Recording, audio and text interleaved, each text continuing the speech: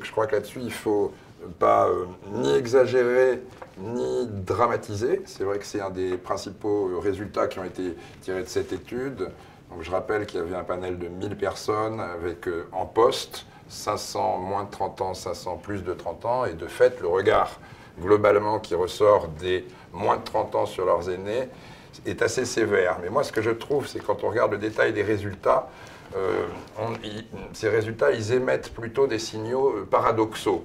Les plus de 30 ans sur les plus jeunes, par exemple, ils disent qu'ils sont paresseux, ce qui est fort, mais ils sont aussi volontaires et motivés. Ils envoient donc des signaux paradoxaux, et à mon avis, plus que d'un regard finalement sévère ou critique sur la jeune génération, ça témoigne d'une forme d'incompréhension des aînés par rapport aux plus jeunes, et c'est le thème de la fameuse génération Y. Le deuxième point, c'est aussi que la sévérité de ce regard, elle témoigne de certains préjugés qui sont connus, en effet. Je pense que là derrière aussi, c'est peut-être une incompréhension, c'est plutôt le fait que cette jeune génération, elle a un rapport différent au travail, une conception différente aussi de la valeur travail. On est peut-être moins là dans un sens de se faire mal. On entend souvent aussi beaucoup dire on ne veut plus perdre notre vie à la gagner. Et donc je pense qu'en réalité, plus que d'un regard sévère sur les plus jeunes, les résultats nous parlent des aînés en réalité et d'une forme d'incompréhension qu'ils ont par rapport à ces jeunes, et puis d'un décalage aussi dans la façon de percevoir la valeur travail.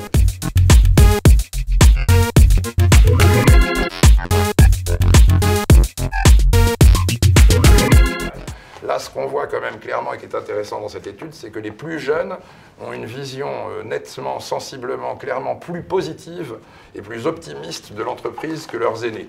Ils la voient davantage ouverte à la diversité, davantage ouverte à des préoccupations de responsabilité sociétale d'entreprise. L'autre caractéristique de cette génération, elle est beaucoup plus confiante. Ça, c'est très frappant dans les résultats. Elle est beaucoup plus confiante dans sa capacité à construire sa carrière, à franchir les prochaines étapes, à se confronter au marché du travail. C'est une génération qui est encore mieux éduquée, encore mieux informée, très connectée, on le sait, sur les réseaux.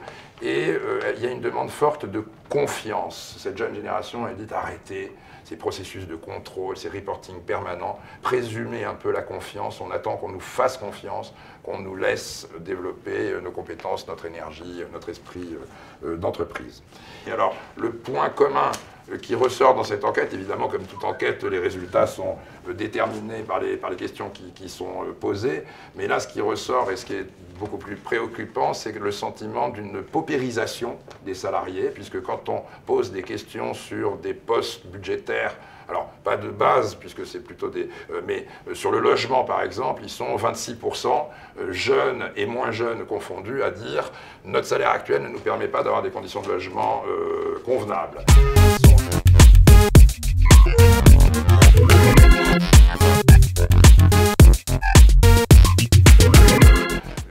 Les chefs d'entreprise, les DRH, sont confrontés à la nécessité de plus en plus de faire travailler ensemble des générations dont on a vu qu'elles ne se comprennent pas forcément très facilement, ou qu'en tout cas il y a des malentendus, des préjugés de l'un à l'autre.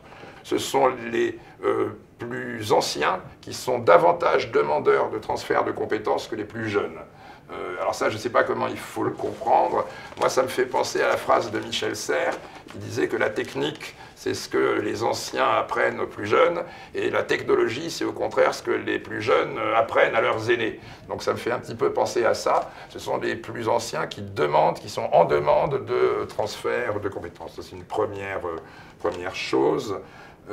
Donc cet observatoire du travail, BPI, BVA, l'Express, ça fait précisément 10 ans qu'on le fait. Il y a un certain nombre de questions qu'on pose au fil des études. Donc ça fait la 21e fois qu'on pose la même question. Et il y en a une qu'on pose toujours, qui est très intéressante, qui est « Si vous perdiez votre emploi actuel, retrouver un emploi équivalent serait pour vous ». Alors plus ou moins divisible. Et donc on a des courbes du sous-total plutôt difficile, du sous-total plutôt facile, qu'on suit depuis 2003.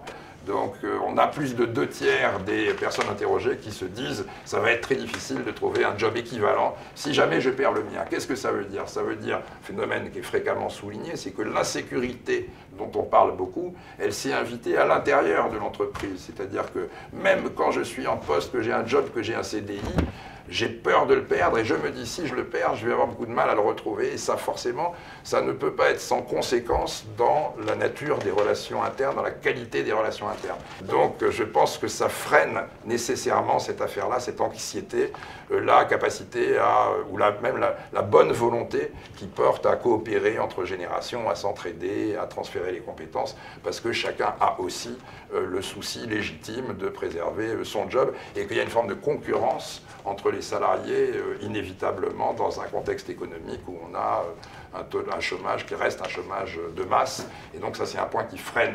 une coopération harmonieuse entre les générations.